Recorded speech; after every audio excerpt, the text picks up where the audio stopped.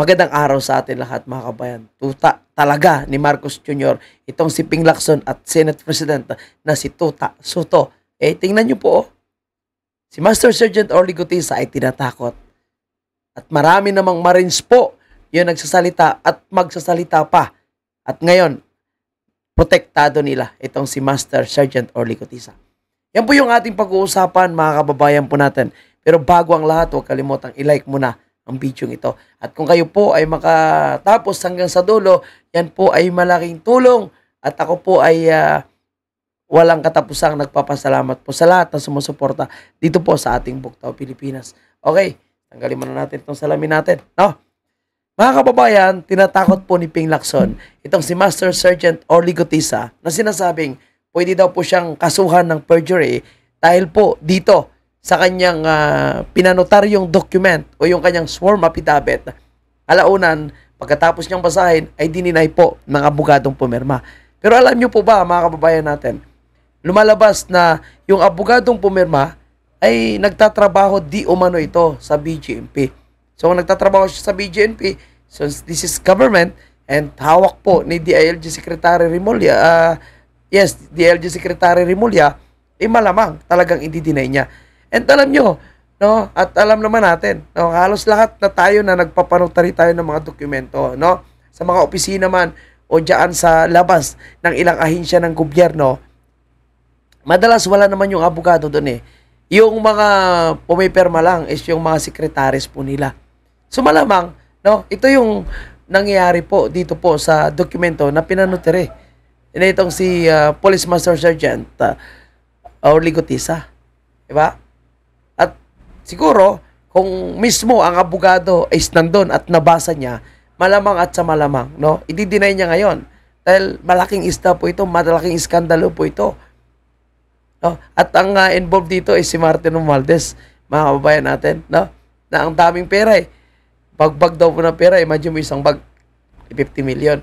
Kung bibigyan mo ng isang 50 million, isang bag yung abogado na yon, o deny mo yung notary na yan, di tapos, ganun lang kabilis na i-deny. Di ba? Pero the moment na may perma po siya, na may stamp. No? And again, sabi nga po ng ilang mga eksperto, the moment na nanumpa, nanumpa sa Senado, na ang kanyang sabihin ay pawang katotohanan at pawang katotohanan lamang. Yan po ay valid ang kanyang mga testimony sa Senado. And that is on the record.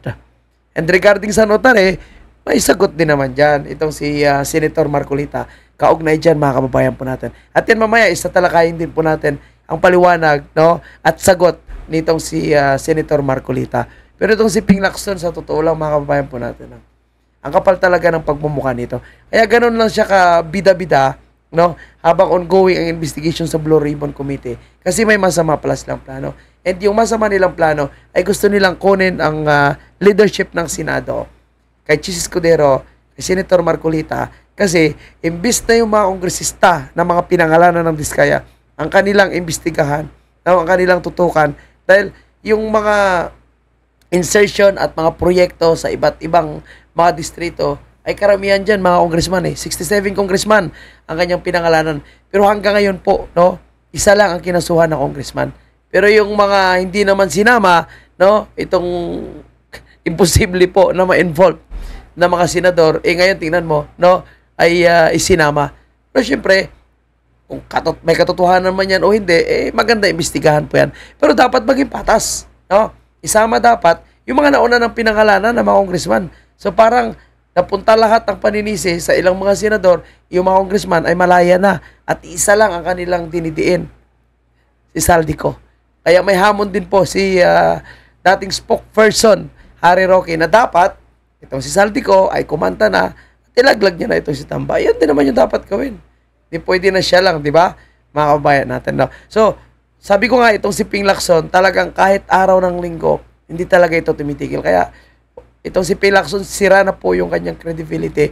The moment, no, na nagiging bias po siya at nakapokus lamang siya doon sa mga senador na pinangalanan ni Bryce Hernandez, pinangalanan ni Asik Bernardo ng DPWH. Pero yung mga kongresista, wali na. So malinaw, may pinoproteksyonan nitong si Ping Lacson ang mga kongresista, si Tamba. magkano? Yan po yung hindi natin alam. Di ba? Okay, punta tayo dito sa kabaharo po ni Master Sergeant Orly Gutisa. Ito po, no? Dating Marines ay nagsalita na rin at talagang pinaglalaban niya ang kanyang kabaharo. Yan talaga dapat, no? Tandaan niyo po mga kababayan, no? Sa lahat ng mga iba't ibang units yung tawag ata dyan, no? Ng sundalo, ang Marines po ang pinaka malakas. Okay, panoorin natin to, mga kabayan. Sinsya na, nakalimutan ko yung pangalan niya eh. Dahil kabaro ko sa Philippine Marines, ang sentro ngayon ng atake, si Master Sergeant Gutesa, na dumalo sa pagdinig. Alam nyo na, hindi ko nababanggitin, nilayo ko ng mga ganyan-ganyan. Ito yung unang pagkakataon na may ganito akong paksa. Alam nyo naman, pakanta-kanta lang ako, yung mga inspirational messages ko. Ayoko sana sa ganito. Pero kahit sa munting pamamaraan lang, matulungan ko siya kung paano magpaliwanag. Yung sinasabi na peke na notaryo doon sa kanyang sinumpaang salaysay. Okay? Unang-una, kapag pumunta kayo doon sa malalaking kampo, halimbawa Camp Aguinaldo, Campo Crame, pati NBI, pati DOJ, doon mismo sa harapan, ang daming nagnonotaryo doon. Yung transaksyon mo sa loob, uutusan ka nung concerned office na yan, magpanotaryo ka muna. Ngayon, lalabas ka, ang dami doon, nakahilera, mga pwesto. Pero hindi nyo doon makikita yung mga abogado. Kalimitan, andun lang yung kanilang secretary o staff. Sila na yung pipirma. Pero bakit Di ba? So, yan din po yung na-experience ni Sir. Kasi ako, lagi din tayo nagpapanotary ng ilang mga dokumento, no? Lalo na po kapag magprocess tayo ng mga document natin sa housing loan po natin, no? Mag-process po tayo ng mga document natin para sa business permit. Lagi may mga notary po yun. So, hindi naman natin nakikita actual yung abogado. Ay, sekretary lang yung pumipirma eh. Kahit magpanotary ka sa transaction mo sa LTO, wala ka namang makikita ang abogado dun eh. Yung mga pumipirma lang is mga sekretaris. Dito yung kanyang na-observe din, mga kabayan. At malamang ito yung nangyari po kay Sir Orly. Dalawa lang yan eh. Wala siya doon, o nandun mismo siya, dinay lang dahil posibleng nabayaran. And good job po, pasalamat po tayo dito, no, sa mga Marines na nagsasalita ngayon. natanggap yun? Kasi walang issue. Ito, may issue dahil siya lang yung kaisa-isahang bumanggit doon sa pangalan na binanggit niya. Yan. Alam ko yung iba sa inyo naranasan maingat nga itong si Sir kasi ayaw niya banggitin ang Blue Ribbon Committee, ayaw niya banggitin si Saldico at si Martin Romualdez. Kasi siya po is non-politics yung kanyang pagbablog. Pero ngayon, napipilitan siya dahil kabaro niya na po. Yan talaga yung, no, yung mga matatapang. Kaya sana marami pa. Yung sinasabi ito'y singit ko lang po mga kababayan natin. No? Yung sinasabi na yung mga escort daw o yung mga VIP security ni Martin Romualdez at ni Saldico ay ngayon dahan-dahan na daw po na ginagapang. Yung aktibo at yung mga nag-retired na, yung umalis na sa kanila, ay ginagapang daw po ngayon. At sinasabing gustong suhulan para hindi na po magsalita at wala nang susunod kagaya ni Master Sergeant Orly Gutisa. Napansin nyo, after na magsalita ni Master Sergeant Orly Gutisa, may dalawa agad na lumabas at sinasabing mali daw po at pinapasinungalingan po nila ang sinasabi ni Master Sergeant Gutisa. So, ang tanong, sa magkanong kadahilanan? Ito yung mga taong walang prinsipyo, no? Okay na lang na pinagnanakawan ang buong Pilipinas basta't sila ay mayaman. Dapat yung mga yan, isama yan sila sa mga politikong magnanakaw na ito dahil sila ay nababayaran.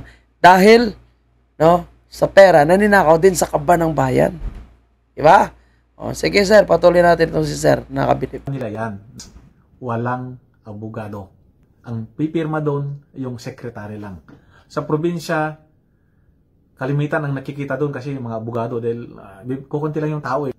Pero sa Metro Manila, sabi ko nga, kalimitan, staff o sekretary lang.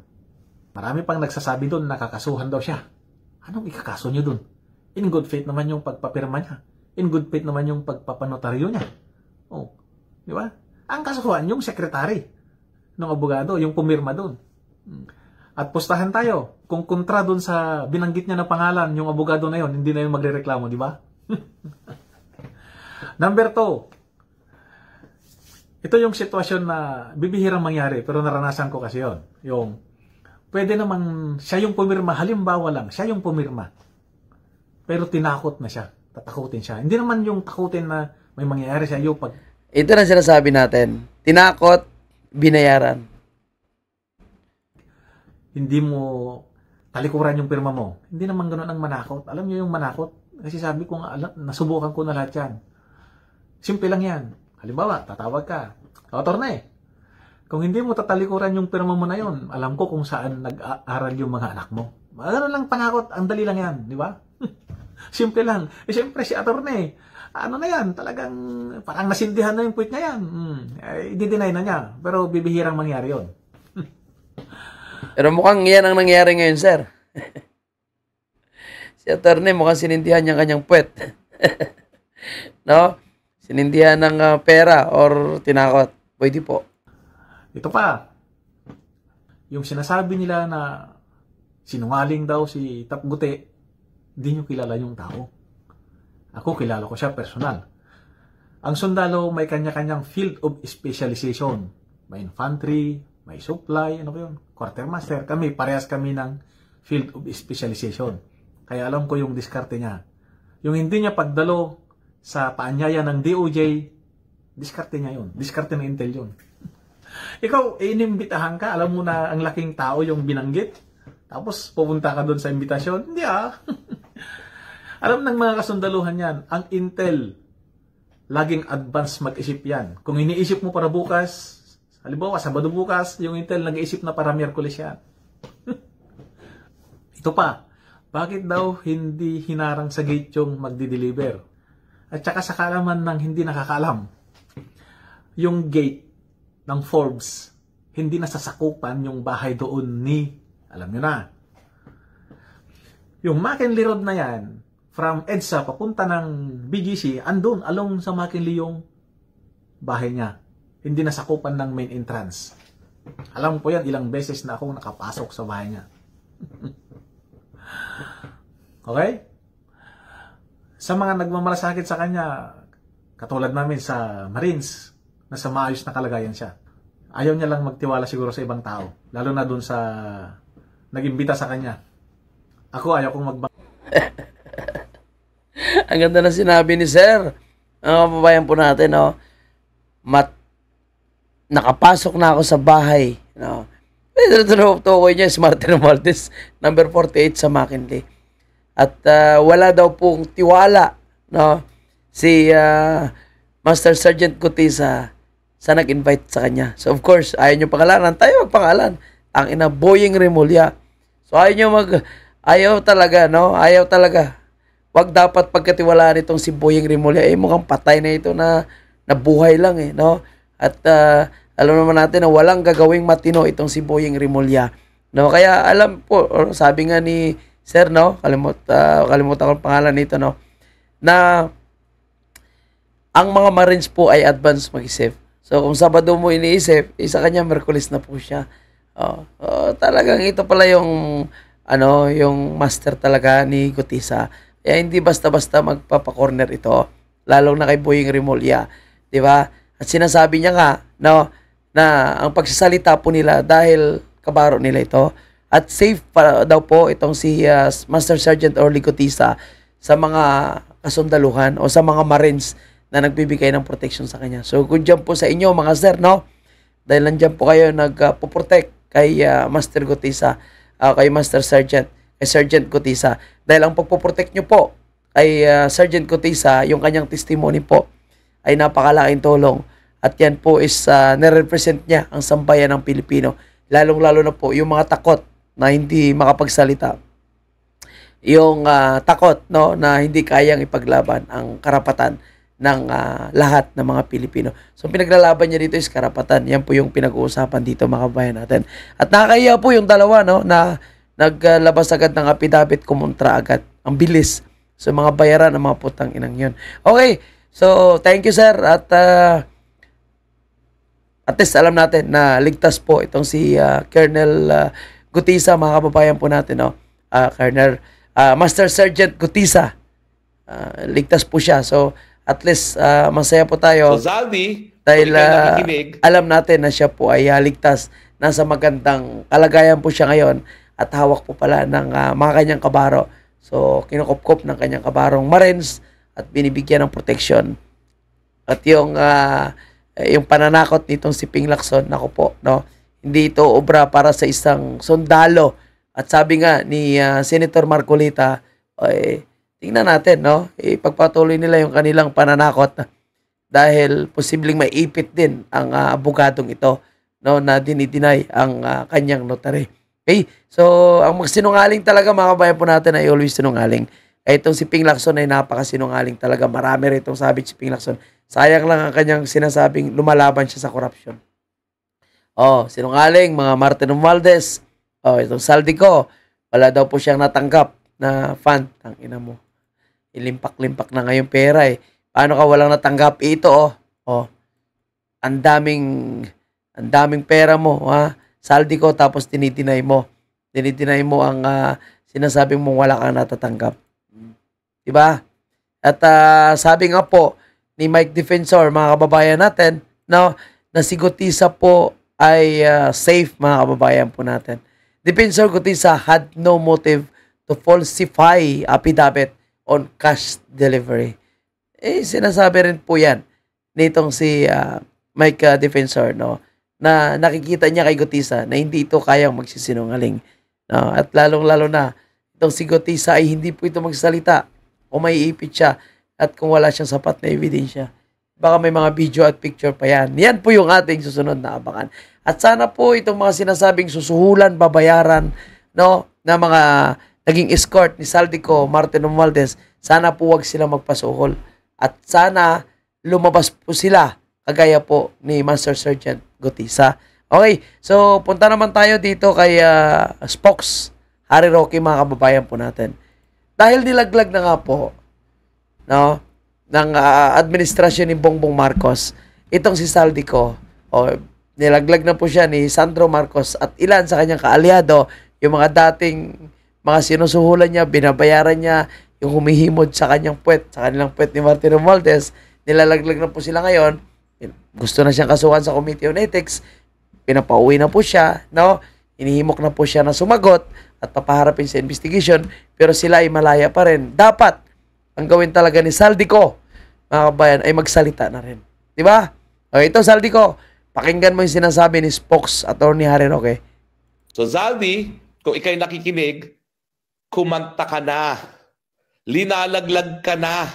Hindi mo ba napapansin, ikaw ang ginagawang scapegoat? Hindi pa nagsasalita ang Martin Romualdez, pero sigurado ako, kabahagi ng depensa niya ay ikaw ang ituturo. Dahil after all, ikaw ang naging chairman ng Committee on Appropriation. Pangatlo, alam din niya ang gawain ng pinsan niya. Kasi nga, imposible naman na hindi alam ng anak niya ang patakaran. Diba? Sumatik yan, mga kababayan po natin. Imposibleng hindi alam yung patakaran. Paano yung Sandro Marcos? Diba? Hinan nyo, nung mag-imbestiga na si Mayor Magalong, lumalalim ng investigation ni Mayor Magalong at mukhang marami nang natidiscoveryhan itong si Mayor Magalong, agad po nila, mga kababayan po natin, na sinisira ang credibility ni Magalong at kini-question yung pagiging parte ng ICI ni Magalong, no? At inunahan na sila ni Magalong kasi nakita na ni Magalong na talagang babanatan siya, no? Sisirain siya. Imbis na tulungan siya, imbis na iangat siya dahil sa kanyang ginagawang tulong sa Marcos administration sa pag-iimbestigang ito, lumalabas kasi, mga kababayan po natin, na siya pa yung sinisira, lalo na itong si Claire Castro. So imbis na masira siya, inunahan na sila ni Magalong na nag-resign. So kagabi nagsalita si Magalong, no, at sinasabi niya nga na grabe yung talamak, grabe yung sistema ng corruption ngayon, no, sa Marcos administration. Kaya tama lang, no, na umalis itong si Mayor Magalong. At antayin po natin yung pagkakaisa ni Mayor Magalong. Sana sumali po si Mayor Magalong sa United People's Initiative sa Maisog. Makiisa sana siya sa sinusulong, no, na labanan itong korupsyon at sibakin ng taong bayan itong utak ng lahat na kasindikatuhan, utak ng gumagawa ng systematic na pagnanakaw sa gobyerno, no, na pinagtatakpan pa yung mga tangina kongresista na yan, no. Ang dami 67, no. Tapos itong si Ping Lacson wala namang nilabas. So, talagang sinungaling itong si Ping Lacson, no. At naging tuta talaga ito. Ngayon galit na galit sila kay Marcolita dahil si Marcolita lang ang nag-iimbestiga ng tama. Diba? O, patuloy natin itong sinasabi ni Spock Sarero. Titing ko po ha, bago pa maging kongresista si Sandro Marcos, abay narinig ko sa sariling mga bibig niya. Na yung habang siya ay nag-i-intern doon sa kanyang tiyo as majority floor leader, abay ang sabi ni Sandro, they are so corrupt in the House of Representatives. So alam niyang patakaran dahil siya mismo ay naging kongresista rin at nandyan yung kanyang anak. At ngayon, kung talagang totoo na mayroong delivery sa Aguado at totoong mayroong konektor sa Aguado at patunta ng Malacanang, alam na natin na kaparte ng mga kwarta na kinurakot galing sa infrastructure project ay napunta sa Malacanang. Yan po ang missing link. Dahil hindi naman ako naniniwala na ang presidente pipikit-pikit lang ang mata sa korupsyon ng ginagawa ng kanyang pinsang buo na hindi siya mismo kumikita. Naniniwala po ako nasa dugong Marcos ang dugong magnanakaw. At hindi siya papayag na ang kikita lamang ay ang kanyang pinsan buo at si Zaldico. Kayo ba naniniwala? Now, let's talk about Zaldico. Ako naniniwala ko talaga kriminal si Zaldico. Pero hindi ako naniniwala na ang kinita ni Zaldico ay kasing laki ng kinita ni Martin o di naman kaya ng presidente mismo o kaya ng kanyang may bahay. Bakit? Kasi si Zaldico ay instrumento lamang. Kumbaga, parang bagman. Sure. Grabe, no? Yung bagman, ang daming air asset. Ng bagman pa lang yan. Iba paano ba si Martin Romualdez, Bongbong Marcos at Lisa Tanas na sila po yung utak sa mga anomalya na nangyayari po sa ating bansa ngayon, mga kabayan po natin. Bagman pa lang yan. May sariling air asset. Kumikita siya kasi hindi naman po pwede na siya ang bagman na hindi naman bibigyan ng kahit papanong kumita, no? Pero hindi ako naniniwala na lahat ng kinurakot niya sa kanya lamang. Alam na natin na may parte si Martin kasi nag-deliver yung iba't ibang tao sa kanya, no? Lalong-lalo na itong si Gutesa na Marines. Pero sigurado din ako na meron ding parte ang mas mataas pa kay speaker. Dahil so yan, nagdi-deliver nga sa Malacanang eh. Doon nga na mismo sa Malacanang nagdi-deliver eh. Hindi naman magpapatuloy na ganyan kagarapal ang korupsyon, na bilyones na ang korupsyon na hindi alam ng presidente at nang hindi kumikita ang presidente. Di ba po? Matik yan, Spokes. So let's come clean. Ngayong nandyan na ang mga katotohanan na nag-deliver ng pera sa bahay ni Martin, sa bahay ni Zaldico at sa Aguado ng malapit sa Malacanang. Sabihin na natin walang konektor. Pero yan po ay literally across the street from Malacanang. So napakadali na dalhin yung pera from Aguado to Malacanang mismo. At sino pang Galing talaga ni Spokes. Kaya ka tinatarget ka ni ni Boyeng Remulla eh. Isita dyan. Kung mga kotse naman ng presidente yan, magdadala. So it's not at all necessary na meron koneksyon. Importante lang is right across Malacanang yan, di ba? Sentido ko mo naman yan. Bakit magdi-deliver right across Malacanang kung hindi para sa Malacanang yan? Tama. Ang nakapagtataka, bakit pa sila mangungurakot ng 4 billion? Eh meron na nga silang 5 billion na intelligence funds na hindi na nga ino-audit ng COA. Grabe no, 4 billion. Tapos yung confidential fund napakalaki. Alam nyo, no? Kaya dapat talaga gumising na po yung bawat Pilipino, no? Sabay-sabay tayo dapat kumaban sa anomalya ng corruption dahil napakatindi po. Again, mga kabayan po natin, tama yung sinasabi ni Spokes Attorney Harry Roque.